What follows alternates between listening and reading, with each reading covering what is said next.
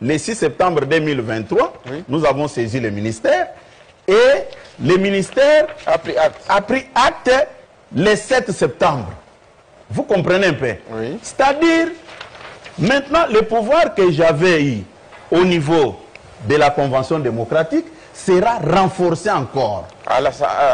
Vous comprenez un peu? Oui. Le Au Congrès extraordinaire. Au Congrès extraordinaire. Oui. Maintenant, il faut poser des questions auprès de mes accusateurs qui disent que non, Kabouya a tué le parti. Moi, je dis, ok, ça va.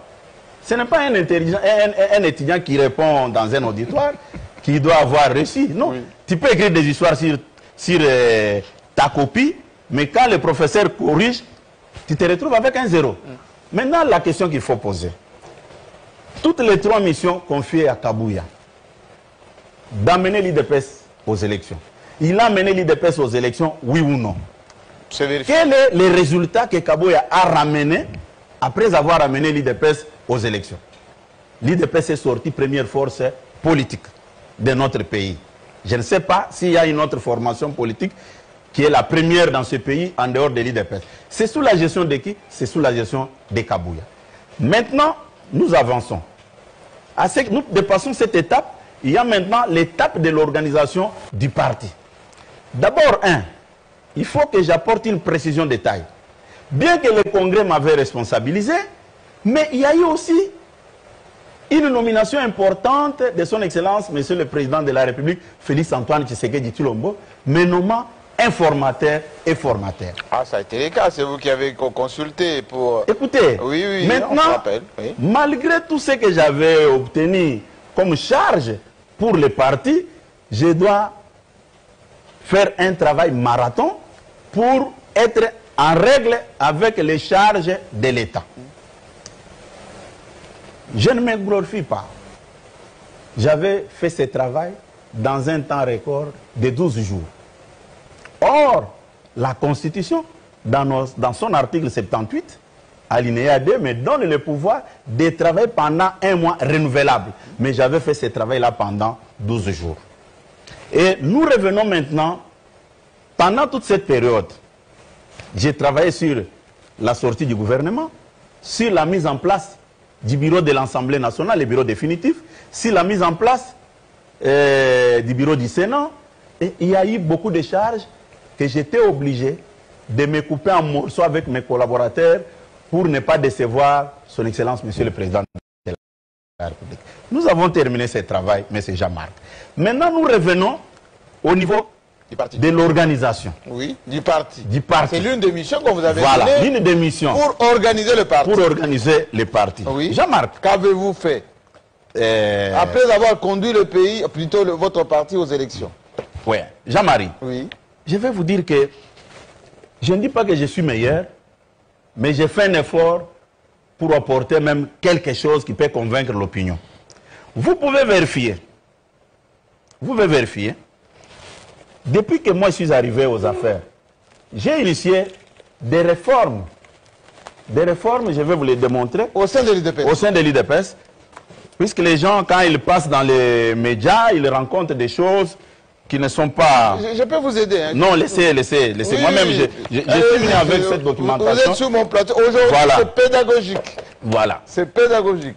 Pour organiser un parti politique, il faut commencer le travail au niveau de la base, c'est-à-dire au niveau des cellules. OK? Ce n'est pas le discours que les gens développent, non. Il faut avoir des cartes de membres, non. Je ne suis pas contre l'obtention des cartes de membres. Mais il y a tout un processus pour l'obtention des cartes de membres.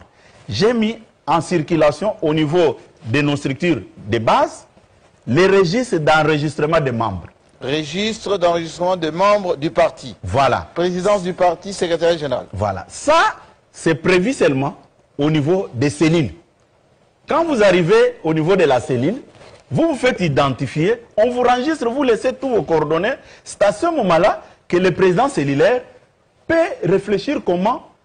Vous donnez une carte. Comment vous donnez une carte? Je précise. Oui. La CDP l'élève comme secrétaire général tout court. Avec quel mandat? Et fixe le cap. Dans la résolution. La CDP, on lui donne comme pouvoir. La CDP, non. On ne lui donne aucun pouvoir. Il est secrétaire général, seulement du parti, et membre du directoire.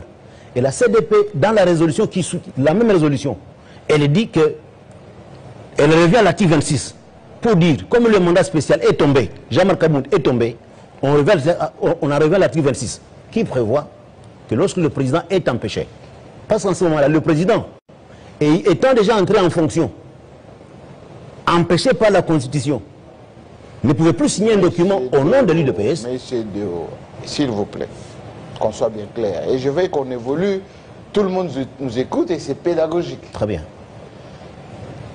Le mandat spécial établi par Félix Tshisekedi, président de l'UDPS, donnant à Kabound,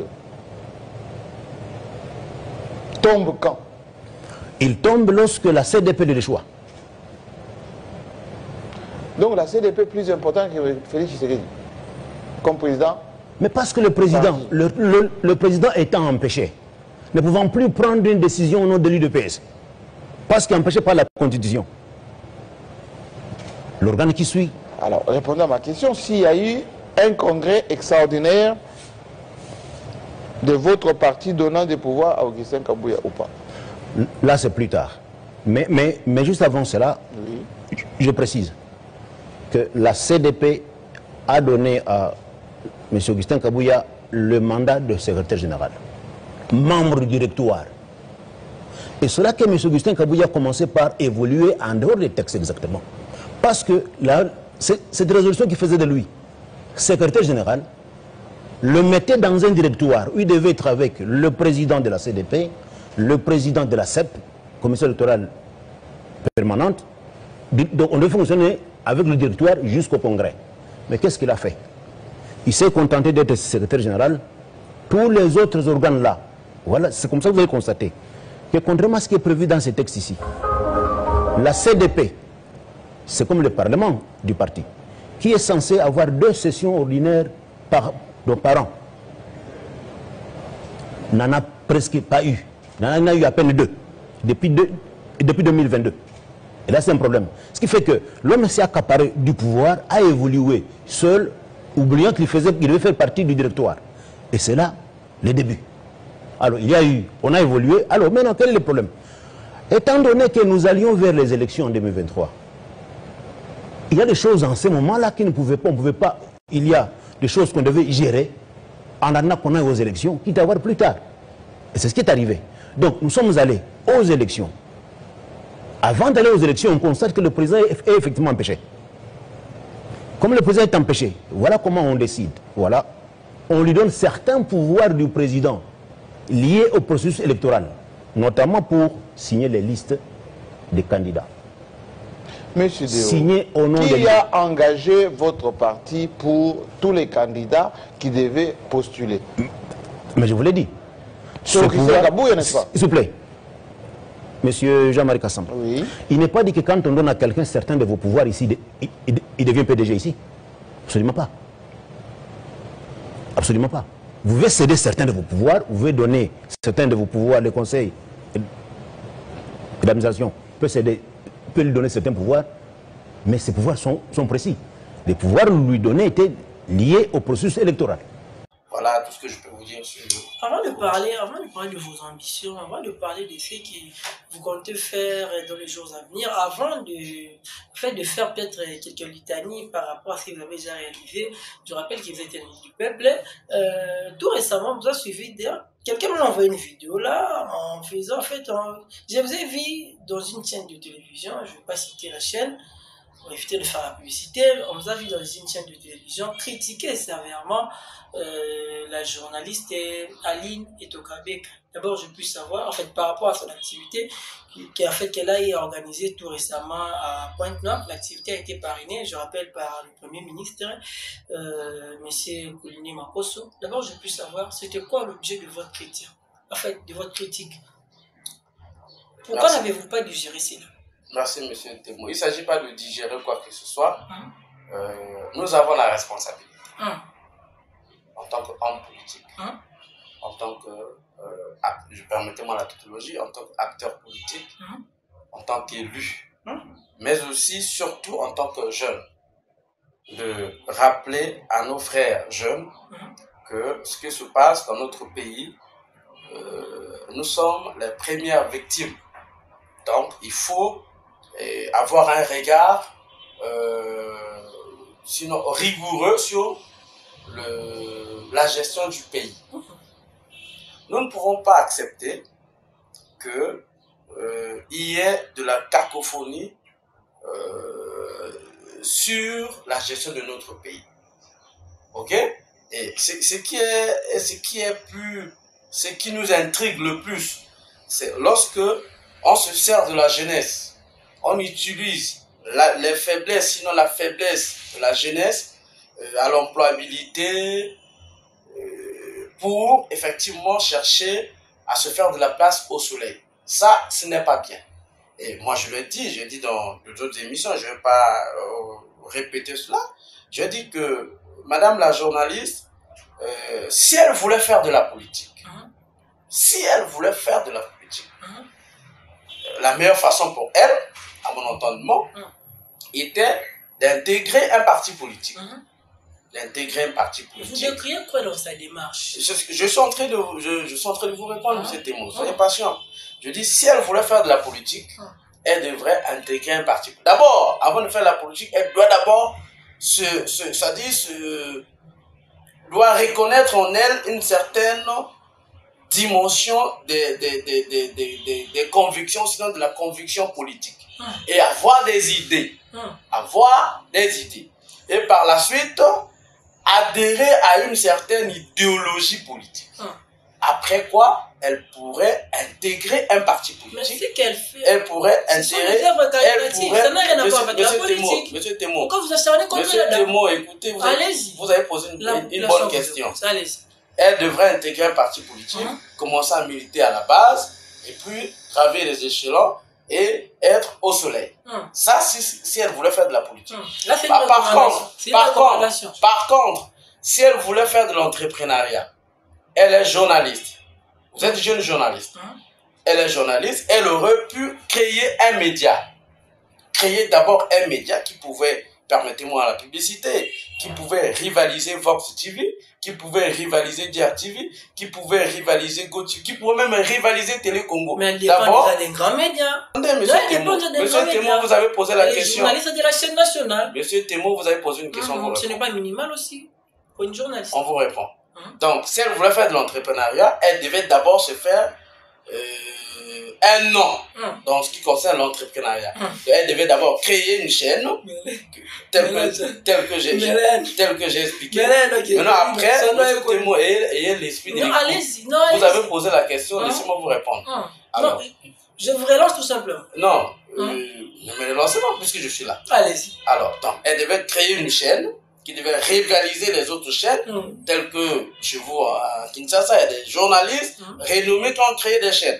Elle devait commencer par là. Et puis par la suite, former les jeunes journalistes.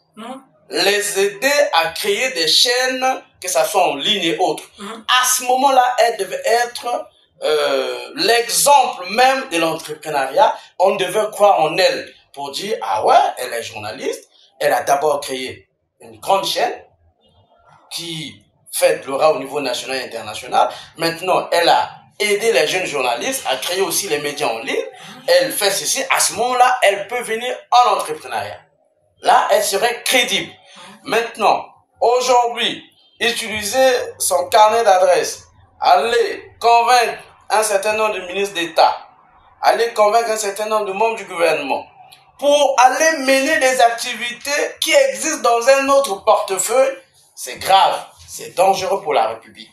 On se croirait dans une république bananière, parce que on ne peut pas imaginer que une activiste, permettez-moi le terme, c'est-à-dire un Congolais ou une Congolaise qui a créé une association, fait traîner derrière elle un ministre d'État, les autres membres du gouvernement, même le Premier ministre, Monsieur Temo. En quoi est-ce que ça choque? Ça choque parce que ils sont en train de parler de l'entrepreneuriat. Ils sont en train de parler des jeunes. Il y a un ministère pour les jeunes. Ils sont en train de parler de la formation qualifiante. Il y a un ministère pour ça. Ils sont en train de parler de l'artisanat, l'entrepreneuriat et autres. Il y a un autre ministère pour ça. Et ça dit, vous imaginez un jour, on se réveille un matin, eh bien, moi je crée une association qui concerne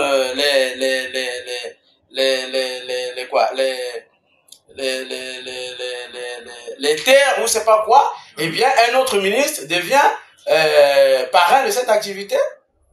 Est-ce que vous imaginez ça? C'est pas sérieux. C'est interdit par la loi. C'est pas interdit par la loi, mais pour la solidarité gouvernementale, c'est pas possible que ces choses soient. Pourquoi est-ce que le moins sérieux s'invite dans ce que vous dites? Le moins sérieux, c'est que le gouvernement de notre pays est constitué des portefeuilles. Et je veux pas rappeler ici que chaque ministre a ses attributions. Et chaque ministre est censé travailler selon ses attributions. Et donc, lorsque un ministre qui est chargé, par exemple, des médias, ne parle plus des médias pour aller planter les bananes et puis médiatiser les bananes pour dire que non, c'est moi qui aide aujourd'hui les gens à mieux planter les bananes, il y a problème. Tout comme lorsqu'il y a un ministre des bananes, on ne fait pas des bananes, le ministre de l'agriculture qui finalement ne fait pas les activités avec les agriculteurs, qui finalement tous les jours est là à parrainer les jeunes journalistes, alors qu'il y a un ministre du tutelle, là il y a la cacophonie. On se pose la question qui fait quoi et qui devrait faire quoi au sein du gouvernement. Après, on comprend finalement que les vrais opposants du gouvernement, c'est pas nos partis politiques. Pourquoi? Je vais vous le dire. Parce que nos partis politiques, on fait que critiquer. On ne freine rien. Mais lorsque les membres du gouvernement s'activent à freiner les activités ou les actions des autres membres du gouvernement, ça pose problème. On a l'impression que on veut que le bilan de tel ou tel ministre soit médiocre pour finalement dire tel ou tel ministre n'avait pas bien travaillé. Alors que les ministres sont en train de travailler. Moi, je vais vous parler, je suis pas en train de faire la publicité des membres du gouvernement, je vais vous parler du ministère des petites et moyennes entreprises. Tu sais, il y a longtemps qu'on connaît les ministères dans notre pays, hein. Il y a longtemps qu'on connaît les ministères. Vous pouvez faire les micro-trottoirs, vous allez vous renseigner. Il y a longtemps qu'on connaît beaucoup de ministères dans notre pays. Mais vous allez demander aux gens, les gens vont même croire que le ministère des petites et moyennes entreprises a été créé récemment, je crois en 2019, 2020 ou 2021, parce qu'on n'entendait pas parler de ce ministère. On ne voyait pas les activités de ce ministère. Alors que c'est un ministère qui existe fort longtemps. Et ça, il faut le rappeler. Il faut le rappeler, monsieur Temo. Et donc, lorsque nous avons un gouvernement qui est en train de freiner l'action de ce même gouvernement, on se pose problème. Mais après, quel est l'héritage que nous allons donner si nous voyons le gouvernement s'opposer au gouvernement? Et nous les hommes politiques, nous les acteurs politiques, qu'est-ce qu'on va dire? Parce que ne vous en faites pas. Le mal, c'est que ces choses peuvent perdurer. C'est-à-dire, on peut continuer comme ça, à vivre les ministres qui ont des portefeuilles, aller parrainer les activités des autres portefeuilles et commencer à sillonner tout le pays. À ce moment-là, on va confondre. Est-ce que c'est le ministre de telle activité ou le ministre de tel ou tel portefeuille? Donc, je comprends bien. En fait, pour essayer un peu de vous relancer, selon votre compréhension, il a interdit aujourd'hui à un privé de porter des initiatives comme il y a des ministères sectorielles au pays, c'est ça, selon votre compréhension. Il n'est pas interdit aux particuliers ou...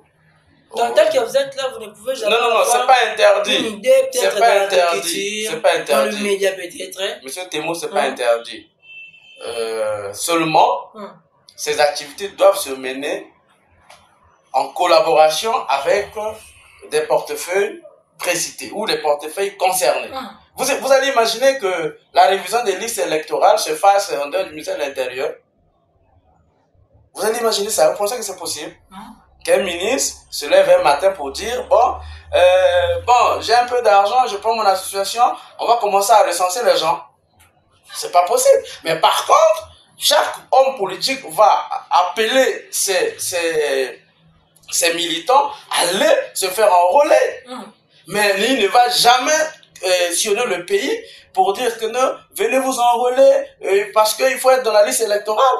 C'est pas possible. Bref, vous êtes de ceux qui estiment que Madame Aline est en train d'usurper le pouvoir de l'État, c'est ça. Le pouvoir de quelques ministères, c'est ça. Selon votre compréhension. Bon, on peut le dire comme ça, puisque vous l'avez dit. Bien.